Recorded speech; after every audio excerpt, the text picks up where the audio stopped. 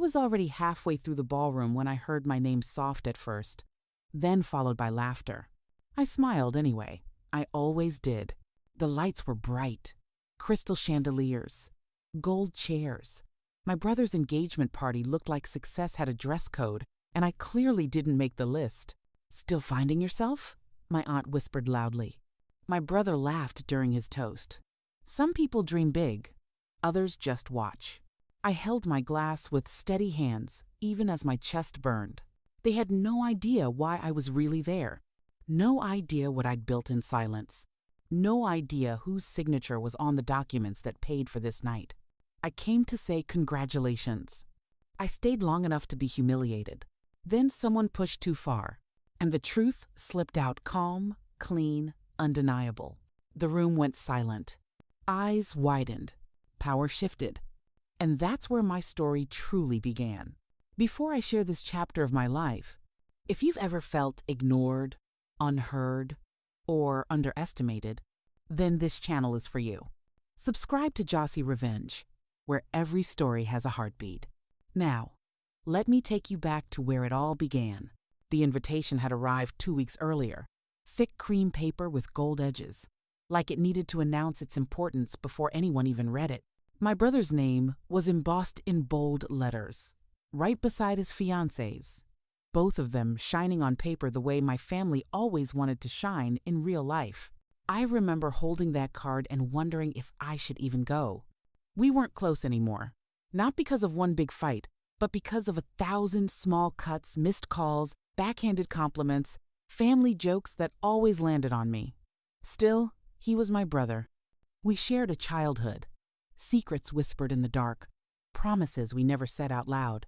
So I told myself I'd attend, congratulate him, smile politely, and leave before the night could remind me of where I supposedly stood. The venue was exactly what I expected. A luxury hotel ballroom downtown. The kind with valet parking and guards at the entrance who scan you like you might stain the carpet with your presence. As I stepped out of my car, I smoothed my dress, simple, elegant, nothing flashy. I'd learned long ago that dressing too well made them uncomfortable, but dressing too plainly gave them permission. Inside, the room glittered. Crystal chandeliers hung low like frozen fireworks. Tables were dressed in white and gold, centerpieces overflowing with roses. Soft music floated in the air, expensive and careful. Everywhere I looked, I saw confidence, comfort, people who belonged. And then there was me. I hadn't even reached the welcome table when I heard it. My name, drawn out, curious, already wrapped in judgment. I turned and saw my aunt standing with 2 cousins, champagne glasses tilted just enough to spill secrets. Her smile widened when she noticed me watching. "There she is," she said, not bothering to lower her voice. "We were just wondering if you'd make it." I hugged her anyway. I always did. She smelled like perfume and quiet disapproval. "You look simple," she added, eyes running over me. "Still trying to figure out what you want to do with your life?" I smiled. "Something like that." One cousin chuckled. Another nodded sympathetically, the way people do when they think your life is a temporary inconvenience. I excused myself before they could ask more questions I had no intention of answering. As I moved deeper into the room, the pattern repeated. Polite greetings, curious glances, that same tone, soft, sweet, sharp underneath. "So where are you working now? Are you still doing that thing? You've always marched to your own drum." Each sentence sounded harmless on its own. Together, they formed a chorus I'd heard my entire life.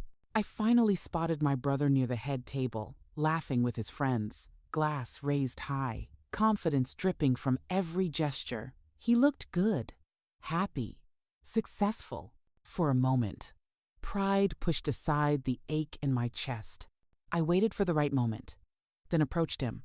"Congratulations," I said, hugging him gently. "I'm really happy for you." He hugged me back, quick and light. "Thanks for coming," he replied. "Didn't know if this was really your scene." I laughed softly. "It's your night. I wouldn't miss it." His fiancée smiled at me, pleasant, distant. like someone greeting a stranger who'd wandered too close. "We've heard so much about you," she said. I almost laughed at that. I took my seat near the back, exactly where place cards like mine belonged. From there, I watched everything unfold.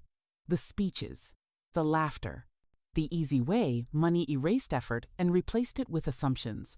My family looked relaxed, proud, secure in the belief that they were the successful ones, and I was the outlier.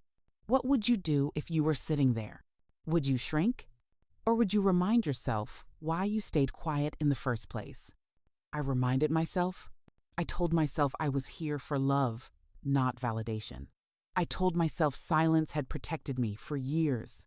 I told myself tonight was not the night. But silence doesn't mean you don't feel. As the drinks flowed, so did the comments. A cousin leaned over and whispered, "You know, if you ever need help getting a real job, just ask." Another joked about how bravery didn't pay bills. Someone else asked if I was still stubbornly independent. Each word landed, even when I pretended it didn't. Then came the toast. My brother stood, tapping his glass, commanding attention the way he always had. The room quieted, cameras lifted, smiles froze into anticipation. He spoke about love, about partnership, about building a future together. Everyone applauded at the right moments. Then he laughed and said, "Of course, success doesn't come easy. Some of us work hard, make smart choices, and build something solid." He paused, scanning the room. "Others," he continued, chuckling, "take the scenic route. But hey, we can't all be winners, right?" Laughter erupted. I felt it then. That slow burn behind my ribs, that familiar mix of embarrassment and disbelief. He didn't look at me, but he didn't have to. Everyone else did. I took a breath. Long, careful. I had planned to leave early, slip out quietly, let them keep their version of me. But sitting there, under those lights, surrounded by people whose lives were stitched together by something they didn't even know was mine, I realized something. They were comfortable mocking me because they thought I was powerless. And power, when hidden, teaches you things. It shows you who respects you without reward, who loves you without leverage, who sees you when you have nothing to offer. I stood up not to speak, not yet, but to leave. Chairs scraped, a few heads turned. Someone whispered my name again. As I walked toward the exit, I felt calm, strangely calm, like I'd finally made a decision, because sometimes the quietest person in the room is quiet on purpose. I was almost at the door when I heard my brother call out, "Hey, where are you going?" His tone wasn't concerned. It was curious, like I'd broken an unspoken rule by standing up without permission. I turned slowly. Every step back toward that room felt heavier than the last. The music had lowered. Conversations faded into murmurs. I could feel eyes on me, some amused, some irritated, some suddenly interested. "I just wanted to congratulate you," I said calmly. "I've done that. I won't take up any more space." A few people laughed. Not because it was funny, but because discomfort often disguises itself as humor. My brother raised an eyebrow. "You've always been dramatic," he said, smiling like this was all a joke. "Relax. It's a family event." Family. That word had been used so many times to excuse things that shouldn't have been excused. I took another breath. "You're right," I replied. "Family should be honest." That's when the room shifted. You know that moment when people sense something's coming, but they don't know what? When laughter dies halfway and smiles tighten? That was the air now thick, waiting. My aunt cleared her throat. "Sweetheart," she said gently, "why don't you sit down? Let the happy couple enjoy their night." I looked at her and smiled. I have been sitting down my whole life. Silence followed. Real silence this time. I walked back toward the center of the room, my heels clicking softly against the marble floor. Each sound felt like punctuation. I didn't raise my voice. I didn't rush. I spoke the way you do when you're done explaining yourself. "I wasn't planning to say anything tonight," I began. "But since my life choices have become part of the entertainment, I think it's only fair to clarify something." My brother crossed his arms. "Clarify what?" I looked at him, really looked at him, and felt a strange sadness. Not anger, not even resentment, just clarity. The company you work for, I said. The one you credited for your smart choices. I founded it. Someone laughed nervously. A short, sharp sound. Then another voice said, "Wait, what?" I continued, steady. I started it 8 years ago. I stayed behind the scenes intentionally. No family names, no favors. I wanted it to stand on its own. The room erupted not in noise, but in whispers. Glasses paused midair. A few phones lowered. Faces shifted from amusement to calculation. "That's not funny," my cousin muttered. "I'm not joking," I said. "Check the records, the board filings, the signatures." My brother's smile faltered. "You're saying you own majority stake," I finished. "Yes." For a moment, no one spoke. Then my aunt laughed too loudly. "Oh, come on. If that were true, we'd know." I nodded. "Exactly. What would you do if you realized the person you dismissed for years was the foundation you were standing on?" My brother took a step toward me. "Why wouldn't you tell us?" I shrugged gently. "Because every time I walked into a room like this, I learned something."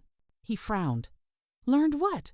"Who respected me without knowing what I had," I said, "and who didn't." That landed. I turned slightly, addressing the room now. I watched how easily I was reduced to a joke, how quickly my worth was measured by what you thought I earned. And I let it happen not because I'm weak, but because I was curious. "Curious about what?" someone asked. "About character," I replied.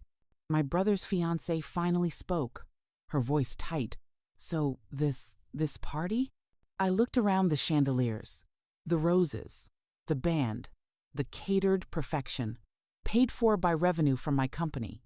Yes, indirectly, but still. A few people shifted uncomfortably in their seats. Others stared at the floor.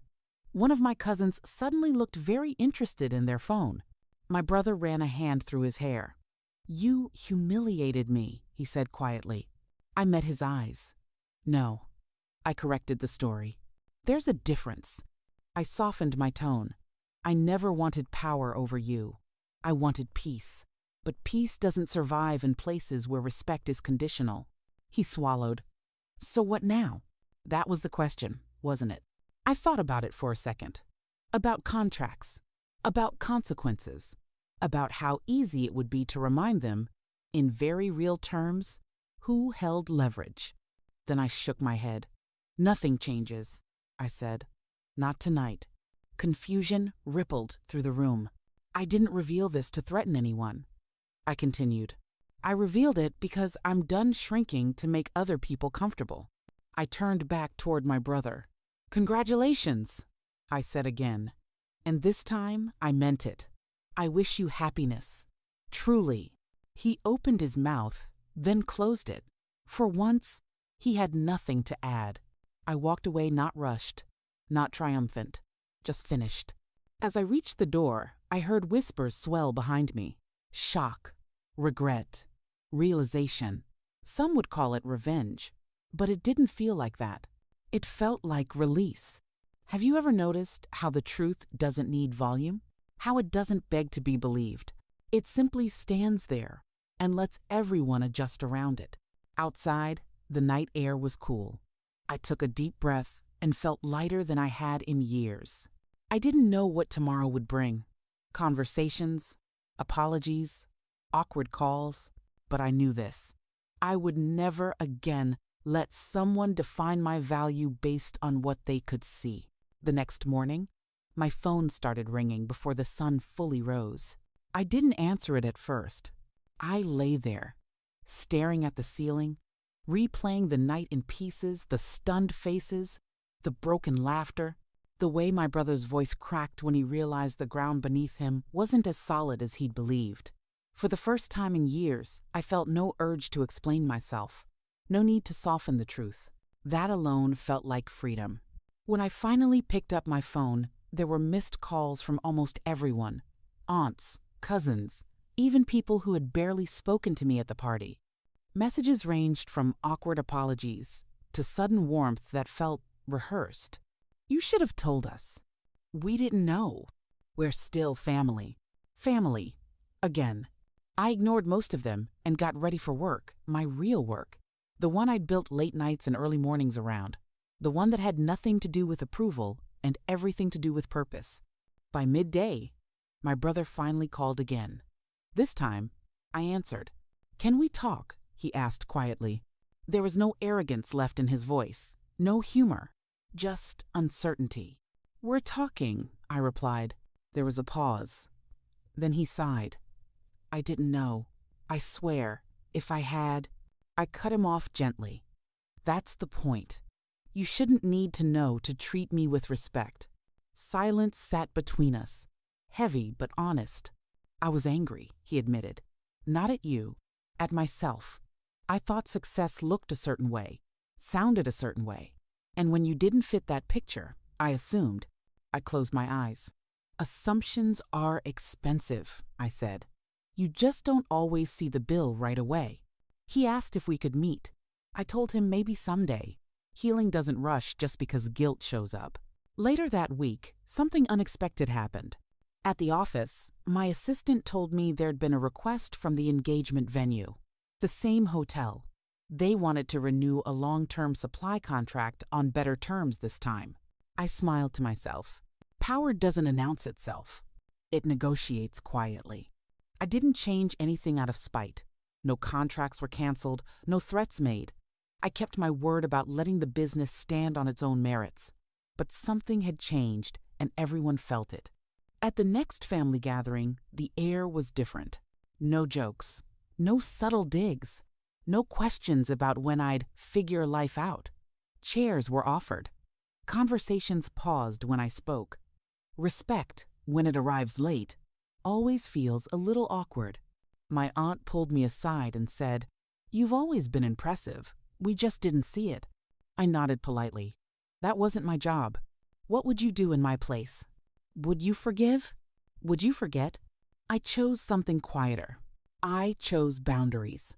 I stopped attending rooms where I had to prove my worth. I stopped explaining my choices. I showed up as myself, calm, capable, complete.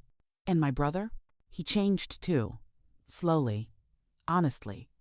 Our relationship didn't magically fix itself, but it grew something new, humility. And maybe, one day, trust. Looking back now, I understand why I stayed silent for so long. Silence taught me who people were when they thought I had nothing.